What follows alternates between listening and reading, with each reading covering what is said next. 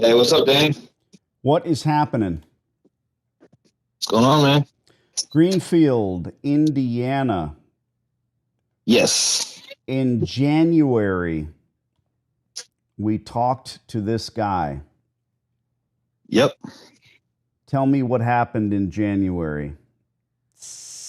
8 months We ago. talked to him and we said that we saw that his laundromat was you kind of see the pictures there. And he basically has opened up right away and said that he didn't like the tenant. They were dirty. They're always complaining about the facility. And he wanted some new tenants in. And then you sent him that email way back when. And he said he was really interested in us, potentially taking over. He was very excited. We didn't talk lease Yep. terms. We didn't get into what we would be paying per square foot or any of that fun stuff. Not yet. He said he wanted to wait until it got closer, till the next lease was up to talk about it further. And when is that lease? It ends in 2023. So it's been 7 months. April. We're just calling. Is there any physical change in the store? Do you see anything going down that leads you to believe that they're done? I haven't been there in probably a good month or so, but it looks like the same as it was. Okay. Well, it's better if it's worse, but the same being horrible is not too bad. All right, let's call Roger and see what he's doing. Stand by. Okay.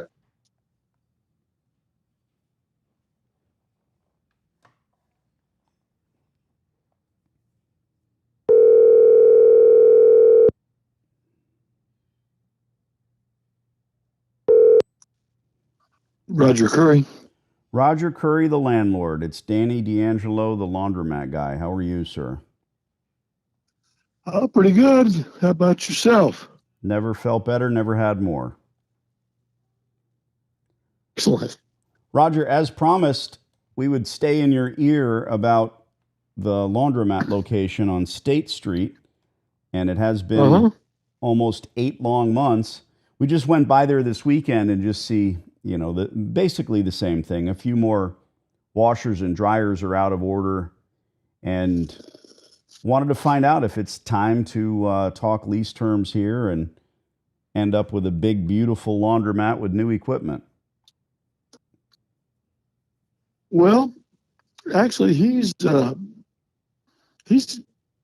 somebody that his lease is still going. So, but he's found somebody that he's talked to about buying his business.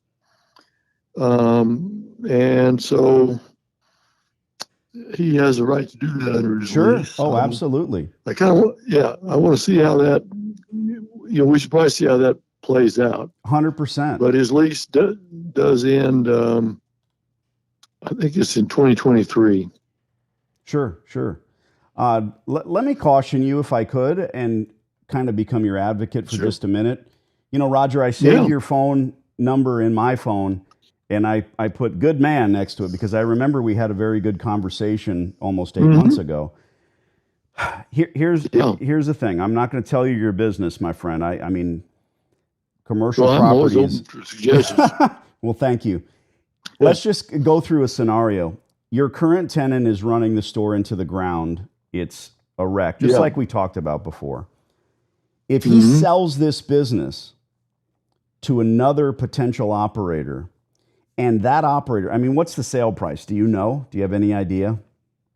No, he just mentioned that he was talking to somebody. Sure. Well, God bless him. He sells this business. Here's the thing. Let's talk about that potential buyer. His lease is up. Your tenant, his lease is up in a year, less than a year. So his lease is about to expire, and he's able to find someone ignorant enough. Now, I'm not going to say dumb, but he's able to find someone ignorant enough to give him money for this failed business with no term remaining. Who's your next operator? Who's your next tenant? Someone who's willing to pay. Now, I don't want to be selfish. I'm truly talking about your best interest now. If this sale goes through, what is it, 50,000, 100,000? I see this happen far too often. I just made a call right here in Indiana earlier where the guy says, well, he's operating it. He's the landlord. He got the store for free when his tenant vacated, and he wants 150 grand for the business. How does that make sense? You want 150,000 for a business that's failing, not making him any money, and then he's going to be stuck with a tenant who gave him cash money. He doesn't want to talk to us about giving him rent.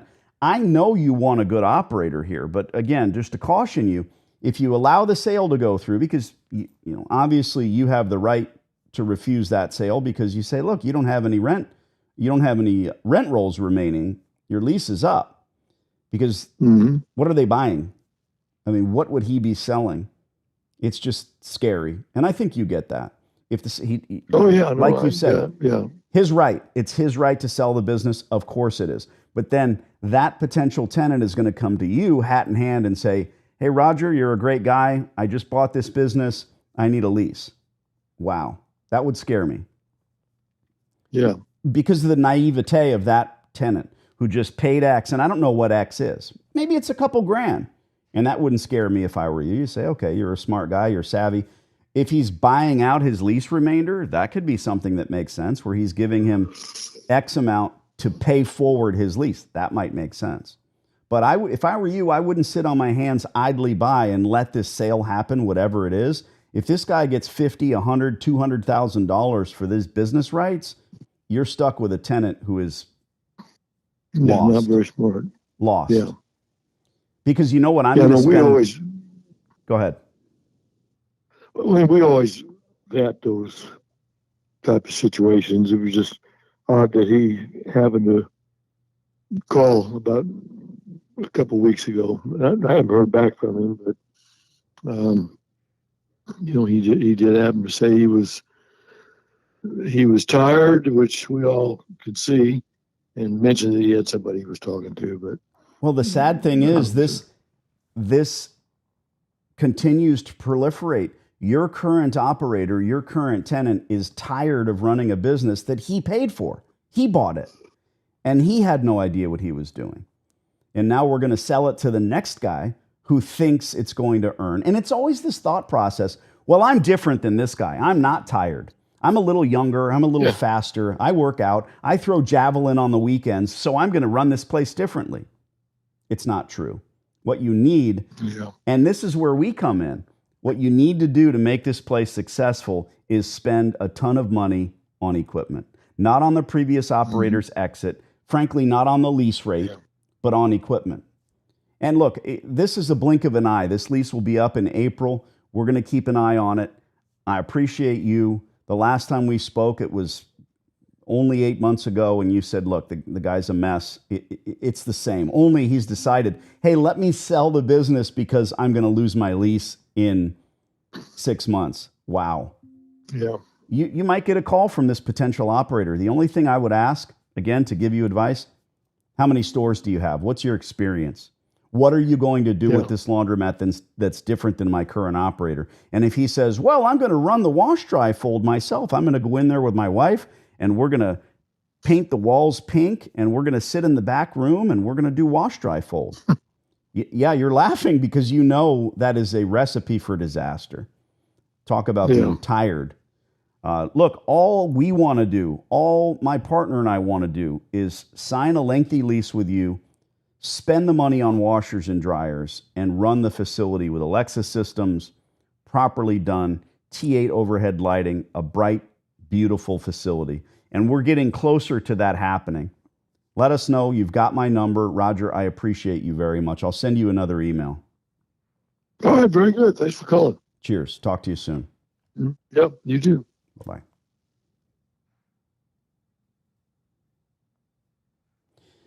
I say, talk to you soon. He says, yeah, you too. So this is incrementally how this works, Aaron, again and again and again. When it works well, it's not always a slam dunk. It's not always a landlord saying, yes, let's talk terms, let's get this done. but it is a conversation that makes this landlord in particular think, you know what, I'd rather have them as a tenant. When he says, well, you know, he's trying to sell the business and that's his right. Sure it is. Absolutely. But is that really what's right? Is it really what we want for Roger? I'm not selfish. I'm not saying that he shouldn't do that, but you have to plant those seeds of doubt and say, I don't know, man, doesn't bode well for you, Roger, because it doesn't. What's the sale price? Who knows? Your homework, dig into this place. If he's actually trying to sell it on Craigslist, OfferUp, Facebook Marketplace, or through a brokerage site, by Googling the address, you should be able to easily and handily find that sale. Okay. All right. Definitely do that. Not that it matters. It's just interesting, I guess. Yeah, just curious. Yeah. So we have another store that you say is on life support, and we have called this number and left messages, and we are going to be calling now. You tell me, 719 called anonymously around 1 p.m. I assume that means you called. Me. Yeah, I called. Yeah, so personally. When we take the notes, Aaron, I don't know what that means. When we put the notes in this document, it needs to be like we're selling newspapers. You know, it's a terrible job. We hate cold calling and trying to sell Mrs. McGillicuddy a newspaper. But the powers that be at the New York, at the Evening Post are going to come down to your office in your terrible cubicle and say, you suck at this. You have terrible notes. So it has to say Aaron called anonymously, blah, blah, blah. Because that way, when I look at it, or the next guy that gets hired and sits in your cubicle and smells your chair, he's going to say, oh, Aaron called on this day. Anyway, that's the long way to say that. Gotcha. So we know that the number works and that at some point Pam did pick up the telephone. Let's dial again and see if Pam is going to answer for us. This particular store, it has been a minute, so I'm looking at the photos. Wow. I think there might be some... Yeah, they have like 2 washing machines working in the whole facility. It's crazy. Well, it's not. They've got the salmon-colored single-stack tumblers, but it looks like the roof has caved in and they're not even making any attempt to fix it. And we understand that. We know from my teachings that a leaky roof means that they're scared to death to call the powers that be and talk to the landlord. All right, let's see if we can get 2 exciting calls under our belt. Here we go. All right.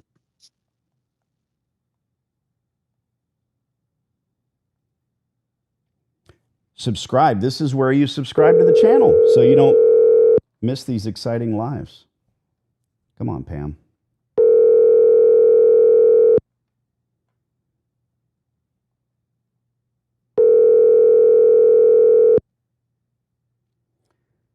Guys in the chat, feel free to ask some questions. You have reached Pam Shees. Available at this time. Please leave a message. Let's try again. Typically trying to get curiosity to kill the cat here and get her to pick up the phone. Okay. Another chance. If you didn't subscribe, now you thumbs up the video. Thumbs it up.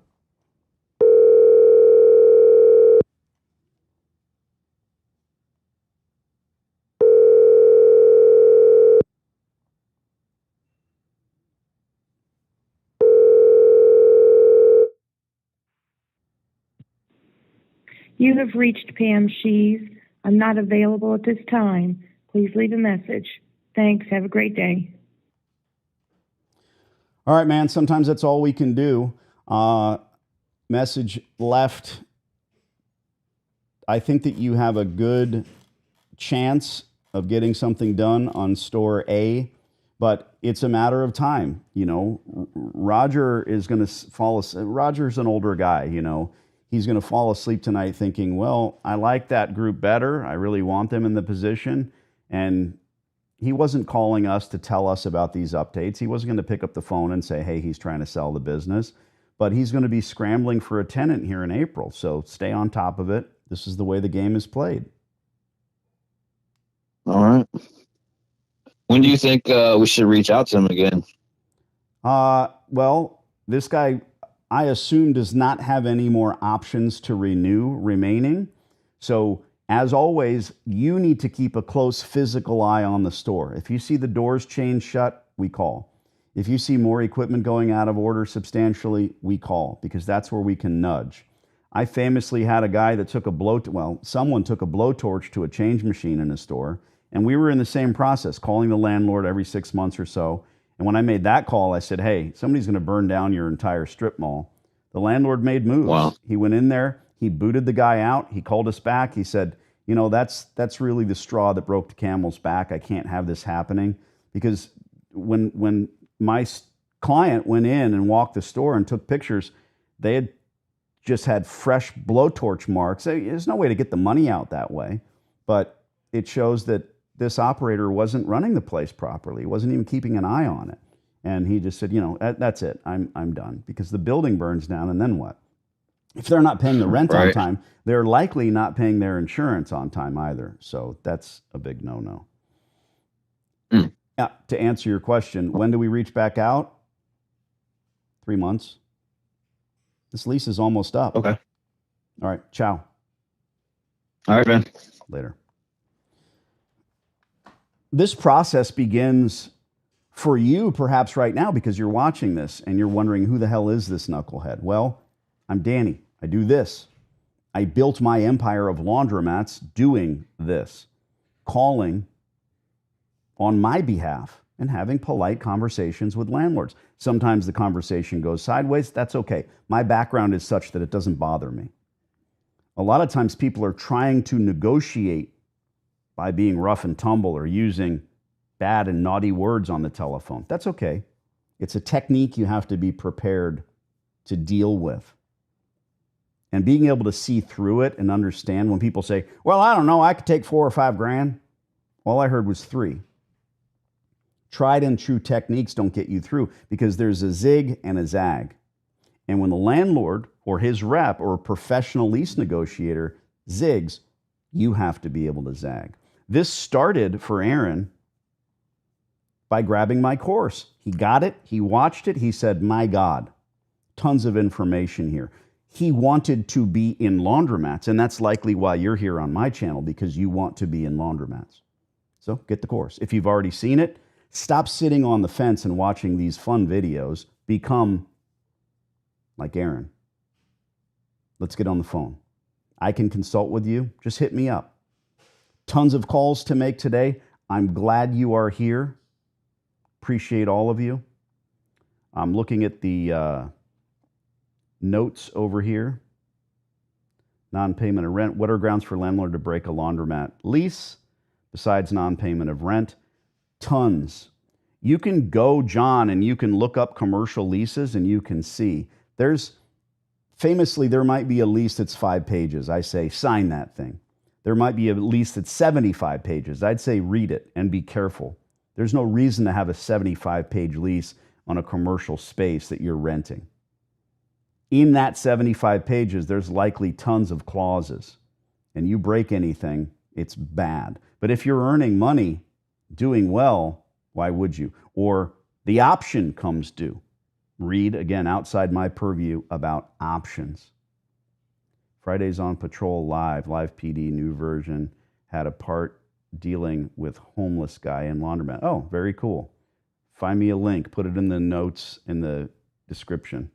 Just ran up on your channel last night. I'm quickly picking, this is Texas Draped, picking up that leasing is preferred to you owning the property. Is that based on lowering financial liabilities or based on something else? Let me explain. You should own property. God ain't making any more of it. It's phenomenal. You're always going to do well over time. In this case, this is a cash flow business. So in order to get in with no out of pocket, you're going to scout existing disgusting laundromats. It's in the course. You just found me yesterday. You're going to do this. When they meet the parameters, when there are indications of failure, mostly equipment out of order, poor operating procedures, closing the doors at 8 p.m. every single night. What a joke. Or you see laundromats that are closed on Sunday. Swear to you. We move in and we call the landlord. or his third-party management company, whoever sits on the other side of the lease negotiating table. I'm on your side, they're on the other. And if you think it's not a battle or a war, read Sun Tzu. Is it better to lease the space? Absolutely. It's a cash flow operation. How else are you going to do this for no out-of-pocket? What we do here, sign the lease. Now you own the business. Then we go to the distributors because you're going to be retooling the store. That's a longer story for another day. Welcome aboard. You've got 700 YouTube videos to watch, or cut to the chase, get my silly course. Christopher, just purchased the course. Can't wait to get started. Christopher, bro, this is your purchase right here on my phone. I saw it pop up while we were sitting here. God bless you. Woo! Appreciate each and every one of you. Welcome to the channel. Like, subscribe, hit the thing and the stuff. But more importantly, be selfish. Get the course. Start there. It's always been guaranteed. What does that mean? Guaranteed that you will go open a laundromat? No, I don't know you. I don't know you, Chris. It's guaranteed that when you watch it, the first thing you'll do is likely watch it again because there's so much info. It's not me pounding my desk saying the same thing over and over and over again. It's all there. It's a streaming course. I change it on going, continuing basis. I got to get back to work. Appreciate all of you. Cheers.